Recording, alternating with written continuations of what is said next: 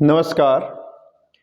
इस व्याख्यान में आज हम geographical prospective on selected issues and problems इसके अंतर्गत विभिन्न प्रकार के पोल्यूशंस और उनके कारण, उनके इफ़ेक्ट और उनके रोकथाम के उपायों का अध्ययन करेंगे। तो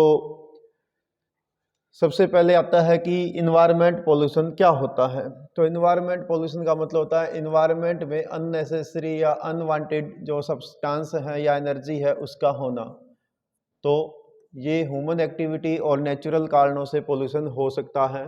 तो इन्वायरमेंट पोल्यूशन जो है वो एक प्रकार का वे सब्सटेंस या एनर्जी वेस्ट है जो ह्यूमन एक्टिविटी के कारण से वातावरण में पहुंच जाते हैं। और जो इन्वायरमेंट का जो पोल्यूशन है वो निम्नलिखित प्रकार से हम इसको क्लासीफाई कर सकते हैं उनके पोल्यूटेंट के आधार पर कि वो कहाँ से उनको जनरेशन हो रहा है या वो किस इन्वायरमेंट के किस हिस्से को इफेक्टेड कर रहा है। जैसे नंबर 1 एयर पोल्यूशन यानी वायु प्रदूषण, दूसरा है वाटर पोल्यूशन जल प्रदूषण, यानी तीसरा है लैंड पोल्यूशन यानी भूमि प्रदूषण, और नेक्स्ट है नॉइज पोल्यूशन।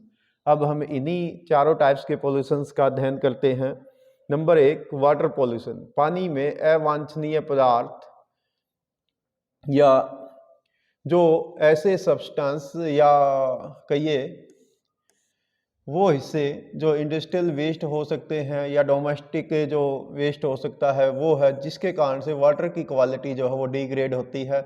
इसके कारण से रिवर, कैनाल, लेक्स ये जो है उनका पानी प्योर नहीं रह पाता है और ये पार्टिकल्स या ये ऑर्गेनिक हो सकते हैं, इनऑर्गेनिक सब्सटेंस हो सकते हैं जो पानी की क्वालिटी को डिक्रीज कर देते हैं। इसके कारण से वाटर बॉडीज पोल्यूट हो जाती हैं और वो अनफिट फॉर यूज हो जाती हैं।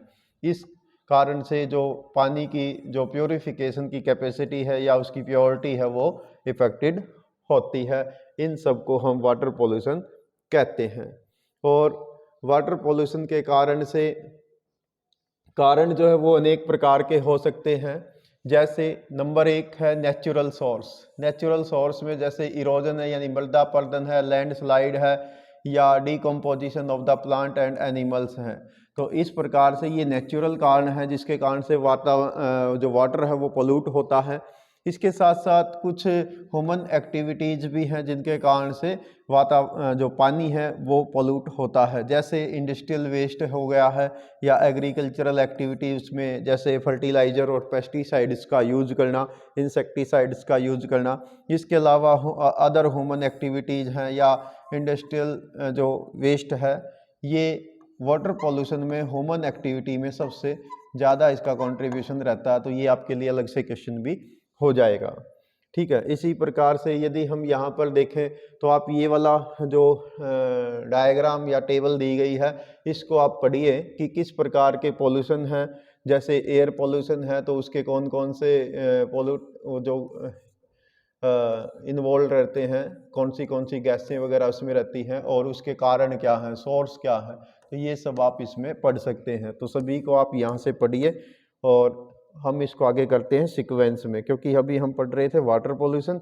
तो वाटर पोल्यूशन के अंदर और क्या होता है कि जो वेस्ट है जैसे इंडस्ट्रियल वेस्ट हो गया है, इसके अलावा वेस्ट वाटर है, पॉइजनस गैसें हैं, केमिकल हैं, तो इसके अलावा हैवी मेटल्स हैं, डस्ट, स्मोक, ये सब पानी में जाते हैं जिसके कारण से जो रनिंग वाटर है या लेक्स का जो वाटर है वो उसकी क्वालिटी ख़राब हो जाती है जिसके कारण से वो यूजेबल नहीं रह पाता है। इस कारण से जो रिवर्स हैं या रिजर्वरीज हैं या वाटर बॉडीज एंड लेक्स हैं, पॉन्ड हैं, ये सब खराब हो जाते हैं और इसी के कारण से कभी कभी जो अंडरग्राउंड वाटर है वो भी पोल्यूट होता है। ठीक है, तो जो खासकर ऐसी इंडस्ट्रीज जो वाटर को ज़्यादा पोल्यूट करती हैं उनमें है लेदर इंडस्ट्री, पल्प इंडस्ट्री, इसके अलावा पेपर इंडस्ट्री, टेक्सटाइल इंडस्ट्री और केमिकल इंडस्ट्रीज। तो ये आपके लिए एक अलग से क्वेश्चन बन जाएगा कि कौन सी इंडस्ट्रीज ज़्यादा पोल्यूट करती हैं वाटर पोल्यूशन को। तो ठीक है, इसी प्रकार से यदि हम देखें तो बहुत सारे जो मॉडर्न एग्रीकल्चर हम करते हैं उसमें बहुत सारे केमिकल यूज किए जाते हैं, जैसे इनऑर्गेनिक फर्टिलाइज़र, पेस्टिसाइड, हर्बिसाइड्स।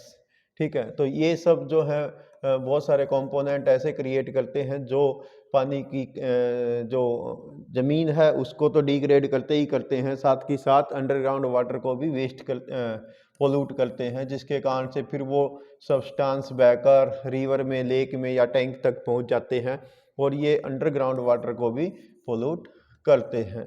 ठीक है, तो इस कारण से आप ये बता सकते हैं फर्टिलाइजर्स के कारण से क्या होता है कि नाइट्रेट जो कंटेंट है वो सरफेस वाटर में बढ़ जाता है। इसके साथ साथ जो कुछ कल्चरल एक्टिविटी हैं जैसे पेलिग्रिम्स यानी जो धार्मिक स्थान होते हैं या रिलीजियस फेयर्स होते हैं, टूरिज्म होता है, इनके कारण से भी कहीं ना कहीं जो है पोल्यूशन रिवर्स का होता है।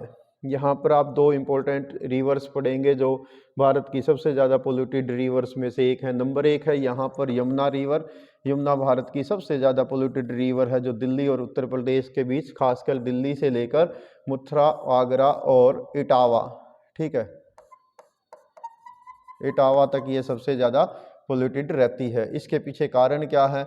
जो एक्सट्रैक्शन ऑफ वाटर है, हरियाणा और उत्तर प्रदेश में इरिगेशन के लिए इसमें से एक वेस्टर्न यमुना कैनाल और एक ईस्टर्न यमुना कैनाल निकाली गई है, जिसके कारण से इसमें पानी की कमी हो जाती है। साथ ही साथ जो एग्रीकल्चरल जो रन ऑफ है उसके कारण से भी इसमें दूषित पानी पहुंचता है यमुना में। और सबसे बड़ा कारण है दिल्ली जो है उसका डोमेस्टिक और इंडस्ट्रियल वेस्ट जो है यमुना रिवर में जाता है, जिसके कारण से ये सबसे ज़्यादा पोल्यूटेड रिवर है। ठीक है, यानी decomposition of the domestic waste in the Yamuna river. और सेकंड वन है गंगा, जो भारत की सबसे बड़ी नदी और सबसे पवित्र मानी जाने वाली नदी है। ये भी पोल्यूटेड रिवर है उत्तर प्रदेश में, खासकर ये कानपुर, वाराणसी और फरक्का बैराज बंगाल में, तो वहाँ पर ये सबसे ज़्यादा पोल्यूटेड है। कानपुर में पोल्यूशन का मूल कारण है इंडस्ट्रियल पोल्यूशन, इंडस्ट्रियल वेस्ट।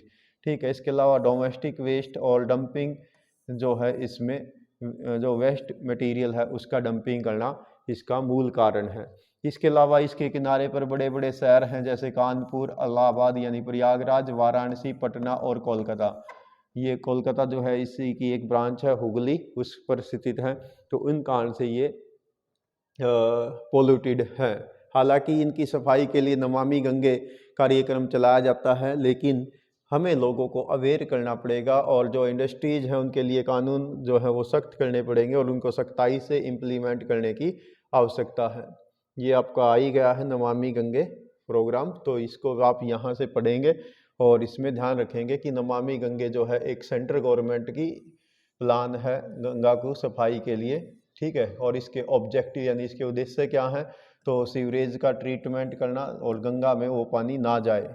ठीक है, मॉनिटरिंग करना इंडस्ट्रीज की कि वो गंगा में पानी तो दूषित नहीं छोड़ रहे हैं। Development of the river front करना, एफॉरेस्टेशन यानी वनारोपण करना गंगा के किनारे किनारे पर, ठीक है, ताकि बायोडाइवर्सिटी बढ़े। Clean of the river surface ये करना। इसके अलावा गंगा ग्राम, गांव गंगा के किनारे पर गंगा ग्राम का विकास करना, खासकर उत्तराखंड, यूपी, बिहार, झारखंड और वेस्ट बंगाल में।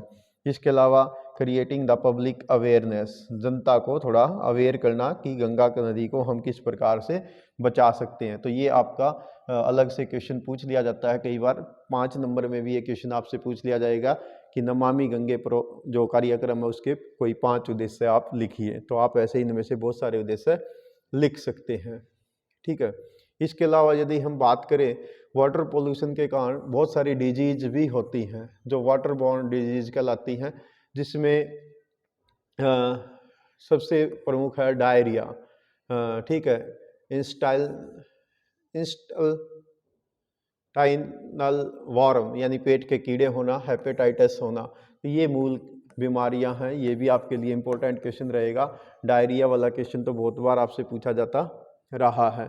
तो ये सब हैं। इसके लिए सरकार के अब क्या क्या काम किए गए, तो नमामि गंगे एक प्रोग्राम बनाया गया है। इसके अलावा national mission for cleaning Ganga, ये एक प्रोग्राम देश में रहा है। साथ ही साथ नमामि गंगे प्रोग्राम ये भी देश में लॉन्च किया गया है गंगा नदी की सफाई के लिए। इसके अलावा लोगों को अवेयरनेस बढ़ाना, वृक्षारोपण करना या रोक डैम बनाना ताकि नदियों में जो वर्षा का जल है उसको एकत्रित करके रखा जा सके। तो ये सब एक्टिविटीज़ देश में वाटर पोल्यूशन को कंट्रोल करने के लिए की जा रही हैं। देन बात आती है एयर पोल्यूशन। तो एयर पोल्यूशन में क्या होता है कि वायु में जो ऐसे सब्सटेंस या डस्ट या फॉग है या फॉर्म है, गैस है, फॉग है, इन सब का, स्मोक का, वाटर वेपर्स का कंसंट्रेशन होना, जिसके कारण से जो एयर की क्वालिटी है वो गिर जाती है। और इसका मूल कारण है फॉसियल फ्यूल्स या जिनको मिनरल फ्यूल्स भी हम कहते हैं, उनका जलाया जाना।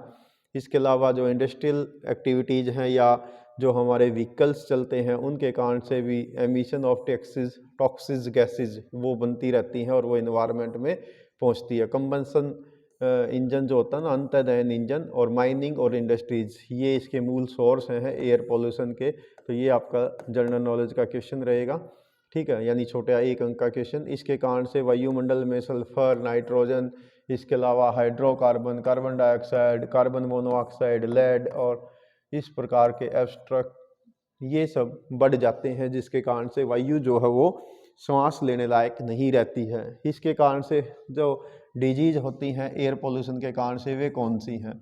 तो वे होती हैं ज़्यादातर रेस्पिरेटरी सिस्टम से संबंधित, यानी श्वसन तंत्र से संबंधित। इसके अलावा नर्वस से रिलेटेड, यानी जो छोटी छोटी हमारी माइक्रो नर्व जो होती हैं तो उनको दिक्कत रहती है। इसके अलावा सर्कुलेटरी सिस्टम, यानी हमारा जो रक्त प्रवाह तंत्र है, इसको भी ये वायु प्रदूषण कहीं ना कहीं इफेक्टेड करता है। और इसी के कारण से देश में या दुनिया में बहुत सारी पोल्यूशन की घटनाएं होती रहती हैं। जैसे आपके लिए यहाँ पर एक इम्पोर्टेंट क्वेश्चन भी है कि एशिया में, तो साउथ ईस्ट एशिया में एयर पोल्यूशन सबसे बड़ा बिगेस्ट किलर है। इसके कारण से सबसे ज़्यादा डेथ हो रही है, ठीक है। तो ये आप इसमें ध्यान रखेंगे। इसके अलावा चेरनोबिल की एक घटना हुई थी यूक्रेन में, तो जो लिविंग हेल कहलाई। इसके अलावा यहाँ पर कुछ और घटनाएं भी हुई हैं, ठीक है। इसके अलावा दिसंबर 1984 में मीथेन आइसोसाइनाइट गैस का रिसाव होकर भी वायु प्रदूषण हुआ, और उसके कारण से भोपाल गैस ट्रेजेडी के नाम से इसको हम जानते हैं। तो भोपाल के बहुत सारे लोग इसमें मारे गए थे, ठीक है। तो इसमें खासकर ये एयर पोल्यूशन जब समर सीजन ख़त्म होता है और विंटर सीजन की शुरुआत होती है, विंटर सीजन में चूँकि नॉर्थ हेमिस्फीयर में सनरेज जो है तिरछी आती हैं, जिसके कारण से यहाँ पर खासकर उत्तर भारत के मैदानी भागों में हाई प्रेशर बन जाता है और वायु जो है वो हैवी प्रेशर के कारण ग्राउंड की ओर आती है, जिसके कारण से मॉइस्चर बढ़ जाता है और एयर प्रेशर भी बड़ा होता है, जिस कारण से धुआं अधिक ऊंचाई पर नहीं जा पाता और वो नीचे की लेयर्स में तैरना शुरू कर देता है, जिसके कारण से स्मोक और फॉग दोनों मिलकर स्मोग भरा वातावरण बना देते हैं, ठीक है। तो ये भी आपके लिए इम्पोर्टेंट क्वेश्चन रहेगा। और इसी के कारण से दिवाली और दिवाली के आसपास का मौसम हर वर्ष उत्तर भारत में, खासकर दिल्ली एनसीआर में जो है वो बहुत ही कष्टकारी रहता है। इसके कारण से ही एसिड रेन होती है। बाद में आपसे क्वेश्चन भी पूछा जाएगा कि एसिड रेन का कारण क्या है, तो एयर पोल्यूशन जो है वो एसिड रेन का कारण बनता है। और जिसके कारण से क्या होता है कि खासकर जब समर सीजन में पहली बारिश होती है तो उसका पीएच वैल्यू सबसे ज़्यादा होता है बाकी की जो बाद वाली बारिश होती है उनकी तुलना में। क्यों? क्योंकि जो वायुमंडल में धूल, धुआं, धूलकण तैरते रहते हैं तो वो पहली बारिश के साथ धरातल पर लौट आते हैं। नेक्स्ट आता है नॉइज पोल्यूशन। नॉइज पोल्यूशन का मतलब होता है ज़रूरत से ज़्यादा शोर का होना, जो अनबियरेबल होता है, जो असहनीय होता है, अनकंफर्टेबल आदमी इसमें महसूस करता है और वो धीरे धीरे सीरियस कंसर्न बन जाता है मानव जीवन के लिए। और ये जो नॉइज पोल्यूशन है, ये जैसे जैसे टेक्नोलॉजी इम्प्रूव हुई है तो बहुत सारे व्हीकल्स या इंडस्ट्रीज या जो साउंड सिस्टम है वो डेवलप हुए, जिसके कारण से नॉइज पोल्यूशन दिन प्रतिदिन इंक्रीज होता जा रहा है। इसका मूल कारण जो है वो फैक्ट्रीज हैं, मशीनें हैं, इसके अलावा कंस्ट्रक्शन का वर्क्स है, डिमोलेशन का यानी तोड़ फोड़ का कार्य है, ऑटोमोबाइल्स यानी गाड़ियां हैं, एयरक्राफ्ट जैसे जेट एयरवेज आदि ये प्रमुख है। इसके साथ साथ एडिशनल जो कई बार जो साउंड पोल्यूशन है उसका मूल कारण सायरन वगैरह हो सकते हैं, लाउड स्पीकर हो सकते हैं, इसके अलावा फेस्टिवल की एक्टिविटी हो सकती है, कोई प्रोग्राम हो सकते हैं जिसमें बहुत ज़्यादा शोर शराबा होता है। तो ये सब इसमें प्रमुख एक्टिविटीज़ रहती हैं। नॉइज़ पोल्यूशन को कंट्रोल या मापते कैसे हैं, तो इसको मापा जाता है साउंड मीटर के द्वारा, और इसको डेसिबल डीबी में मापते हैं। इसका सिंबल है डी और बी, ठीक है। और इसका जो नॉइज़ पोल्यूशन का सबसे बड़ा सोर्स यदि आपसे पूछा जाए तो आप बताएंगे ट्रैफिक है। इसके अलावा उसकी इंटेंसिटी और नेचर जो है वो डिपेंड करता है अलग अलग फैक्टर्स पे, यानी जैसे जो व्हीकल्स का नॉइज़ पोल्यूशन होता है वो जो वर्किंग हावर्स होते हैं उनके आसपास सबसे ज़्यादा होता है, जैसे अर्ली मॉर्निंग में ऑफिस से पहले और फिर बाद में छुट्टी के बाद।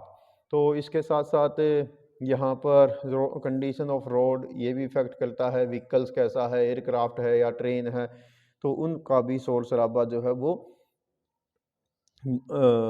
वातावरण की जो पीसफुलनेस होती है उसको ख़राब करता है। आजकल जो समुंदर है उनमें सी जो ट्रैफिक है वो पहले से कई गुना बढ़ गया है। पिछले 40 सालों में लगभग ये 10 गुना ज़्यादा जो समुंदर का ओशन जो है वो नॉइज़ पोल्यूशन से पोल्यूट हुए हैं। इसके अलावा इंडस्ट्रियल एरिया में जहाँ पर बहुत ज़्यादा शोर शराबा होता है वहाँ पर भी इंडस्ट्रियल पोल्यूशन या नॉइज़ पोल्यूशन बहुत ज़्यादा मिलता है, ठीक है। तो इसके कारण से बहुत सारे साइड इफ़ेक्ट या डिजीज़ भी होती हैं, खासकर वो डिजीज़ रहती हैं जैसे हमारा जो श्रवण सिस्टम है या कानों की कैपेसिटी है, चिड़चिड़ापन है, सिर में भड़क होना है, दर्द होना है, तो ये सब इसमें मूल कारण बनते हैं। इसी प्रकार से यदि आप यहाँ पर इस दिए गए बॉक्स को देखेंगे तो आप यहाँ पर पाएंगे कि जो ओशन है वो पहले से 10 गुना ज़्यादा नॉइज़र हो गए हैं पिछले 40 सालों में। यदि हम 1960s से लेके और अब तक की 50-60 सालों की बात करें तो यहाँ पर जो शोर है वो ज़्यादा इंक्रीज हुआ है, ठीक है। तो उसके कारण से क्या है कि अब जो शिप हैं वो बड़े बड़े वेसल्स हो गए हैं, जिनके कारण से उनका इंजन की जो कैपेसिटी, हालांकि कैरिंग कैपेसिटी तो इंक्रीज हुई है लेकिन साउंड भी ज़्यादा वो प्रोड्यूस करते हैं, जिसके कारण से नॉइज़ पोल्यूशन से अब समुंदर भी अछूते नहीं रहे हैं। और जो महानगर होते हैं उनमें तो ये जो नॉइज़ पोल्यूशन है ये और भी ज़्यादा एक हैजर्ड्स के रूप में हो गया है, यानी एक आपदा के रूप में ये वहाँ पर सामने आता है, क्योंकि बहुत बड़े शहरों में बहुत ज़्यादा इंडस्ट्रियल एक्टिविटीज़ या कंस्ट्रक्शन की एक्टिविटी वहाँ पर चलती रहती है। इसके अलावा अब बात करते हैं अर्बन वेस्ट डिस्पोजल की। तो अर्बन वेस्ट डिस्पोजल का मतलब होता है जो डोमेस्टिक एरियाज होते हैं वहाँ से डेली जो है कचरा निकलता है, तो वो एक समस्या होती है कि उसको कहाँ पर डंप किया जाए या उसको किस प्रकार से मैनेज किया जाए। तो अर्बन एरिया में आज जो भारत है, भारत में 2011 के अनुसार लगभग यहाँ पर 53 जो है मेट्रोपॉलिटन सिटीज़ हैं, और हर मेट्रोपॉलिटन सिटी जो है आज अर्बन वेस्ट डिस्पोजल के मामले में वो कहीं ना कहीं not only in India but also in the world हर जगह पर इस प्रकार की समस्या है कि इस जो निकलने वाला वेस्ट है इसको, जो खासकर सॉलिड वेस्ट है, इसको किस प्रकार से डंप किया जाए, जिसमें खासकर ओल्ड एंड अनयूज्ड आर्टिकल हो सकते हैं। इसके अलावा स्मॉल पीसीज ऑफ मेटल हो सकते हैं, ब्रोकन ग्लास हो सकते हैं, प्लास्टिक के कंटेनर हो सकते हैं, पॉलीथीन बैग, ये सबसे बड़ी समस्या है, एस फ्लॉपीज सीडीज। तो ये एक समस्या हो गई है। जो जैसे कंप्यूटर है, तो ये जब कभी 95 में जब ये लॉन्च हुए तब तो ये हमारे लिए ज़रूरी थे, लेकिन जो अब जो पुरानी विंडोज़ सिस्टम है वो आज हमारे लिए एक प्रकार का गार्बेज हो गए हैं, यानी वो डंप अनयूज्ड मटेरियल हो गए। अब उनको कैसे हम मैनेज करें, और घरों से निकलने वाला जो डेली का वेस्टेज है वो भी हर शहर के लिए, चाहे वो छोटा शहर है या वो मेट्रोपॉलिटन सिटीज़ हैं, उनके लिए एक बहुत बड़ी समस्या हो गई है। इनके कारण से होता क्या है कि हर म्यूनिसिपैलिटीज़ को या जो नगर निगम होता है उसके सामने ये एक बड़ी चैलेंजिंग एक्टिविटीज़ होती है कि उस जहाँ पर भी उसको डाला जाता है तो सारा का सारा जो ग्राउंड है सॉलिड वेस्ट के कारण से वो अनहेल्दी इन्वायरमेंट वहाँ पर क्रिएट करता है, जिसके कारण से जो है दुर्गंध आती रहती, स्मेल होती है। इसके अलावा वहाँ पर जो फ्लाइज यानी मक्खियाँ हैं, रोडेंट्स हैं या चूहे आदि हैं, तो वो एक स्थान से दूसरे स्थान पर पहुँचते रहते हैं। उसके कारण से बहुत सारी डिजीज भी होती हैं, जैसे थायराइड है, डिप्थीरिया है, इसके अलावा डायरिया है, मलेरिया है, ठीक है। तो इस प्रकार के अनेक रोग भी सॉलिड वेस्ट के कारण से इंक्रीज होते हैं। तो हालांकि इसके लिए जो सिटीज़ हैं उनके अंदर जो है डिस्पोजल के लिए कुछ एक्टिविटी की भी जाती है। जैसे आप दिल्ली में देखेंगे तो दिल्ली में करनाल बाईपास के ऊपर बहुत बड़ा डंपिंग ग्राउंड है, जिसके ऊपर मैंने एक शॉर्ट वीडियो ओरिजिनल उसकी पिक्चर पे शॉर्ट बनाई गई है, जो आपको चैनल पर अवेलेबल हो जाएगी, उसको भी आप देख सकते हैं। हालांकि सरकार कोशिश करती है कि इसको रीप्रोसेस करें और इसको बायो खाद में या मैन्योर में कन्वर्ट कर दिया जाए, या इसको जलाकर या इससे जो गर्मी होती है उसको बायोफ्यूल के रूप में कन्वर्ट कर लिया जाए, या इससे मीथेन गैस बनाकर जो है उसको यूज किया जा सके। साथ ही साथ इसमें पब्लिक अवेयरनेस भी बहुत महत्वपूर्ण भूमिका निभाती है। हर शहर में अब गवर्नमेंट की तरफ से जो है कूड़ा और कचरे को इकट्ठा करने के लिए जो म्यूनिसिपलिटीज़ की गाड़ियां हैं वो घर घर पहुंचती हैं, लोगों को अनाउंसमेंट के माध्यम से मोटिवेट करती हैं कि गीले कचरे को और सूखे कचरे को हम अलग अलग कर सकते हैं। तो थोड़ा सा लोगों को भी इसमें अवेयरनेस करना पड़ेगा कि हम 3R यानी reduce, reuse and recycle process पर फोकस करें और हम अपने शहरों को रहने लायक बचाए रख सकें। यहाँ पर एक छोटी सी केस स्टडी है आपके लिए। ये एक केस स्टडी है दोराला की। दोराला मेरठ के पास में एक छोटा सा कस्बा है, या कहिए कि एक गांव हुआ करता था, जहाँ पर धीरे धीरे इंडस्ट्रीज लगती गई, और इंडस्ट्रीज लगने के कारण से वो एरिया जो है बिल्कुल वहाँ पर रहने लायक वातावरण नहीं रहा था। तो दोराला की इंडस्ट्रीज के कारण से फिर बाद में एक एनजीओ आता है, और गवर्नमेंट कुछ ऑफिसर्स और वहाँ के जो लोकल लोग हैं उन्होंने मिलकर ये कोशिश की कि हम किस प्रकार से दोराला के लोगों को एक नई ज़िंदगी दे सकते हैं। तो 2003 में ये थोड़ा सा प्रयास किया गया, और वहाँ पर लोगों ने कम्युनिटी पार्टिसिपेशन के द्वारा सस्टेनेबल डेवलपमेंट की ओर विशेष फोकस किया, और ये जो अनहेल्दी इन्वायरमेंट था इसको उन्होंने ठीक किया। इसके लिए उन्होंने क्या किया कि यहाँ पर जो वेस्ट वाटर था उसकी कैपेसिटी इंक्रीज की, और लगभग 900 मीटर दूर तक एक पाइपलाइन बिछाई गई, और उस सारे पानी को वहाँ पर ले जाया गया, और उसको एक सिल्टेड पॉन्ड के अंदर यानी उस गांव के अंदर उस पानी को रखा गया, उसको रिसाइकल या रिचार्ज किया गया। उसके कारण से यहाँ पर जो क्वालिटी ऑफ वाटर है वो रिचार्ज हुई। इसके साथ साथ रेन वाटर हार्वेस्टिंग के लिए बहुत सारे स्ट्रक्चर यहाँ पर बनाए गए। साथ यहाँ पर 1000 से ज़्यादा पेड़ पौधे लगाए गए, ताकि यहाँ का जो इन्वायरमेंट है वो साफ़ सुथरा हो सके। इस प्रकार से एनजीओ का, इंडस्ट्रियल सेक्टर के लोगों का, या पब्लिक के मिलके, गवर्नमेंट के द्वारा मिलके इस दोराला के लोगों के लिए एक नया जीवन दान वहाँ पर दिया गया, और ये दोराला इंडस्ट्रीज एरिया दूसरे लोगों के लिए भी एक प्रेरणा का स्रोत बन गया कि किस प्रकार से हम वहाँ पर पब्लिक अवेयरनेस या पब्लिक कंट्रीब्यूशन के माध्यम से और अवेयरनेस के माध्यम से रेन वाटर हार्वेस्टिंग अपनाते हुए, इसके अलावा जो वेस्ट वाटर है उसको रिसाइकिल करते हुए हम जो अपने रिसोर्सेज हैं उनका सस्टेनेबल ढंग से यानी सतत पोषणीय विकास कर सकते हैं।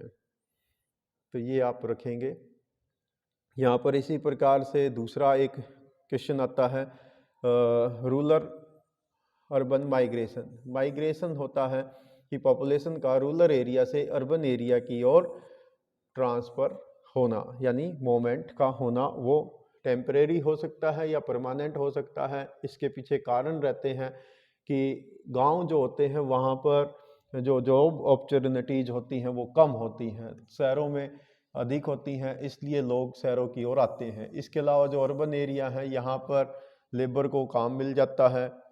इसके अलावा इसमें एक डिस्टरबेंस क्या होती है कि जब बहुत सारे लोग गांव छोड़कर शहरों की ओर आते हैं तो उसमें इम्बैलेंस होता है।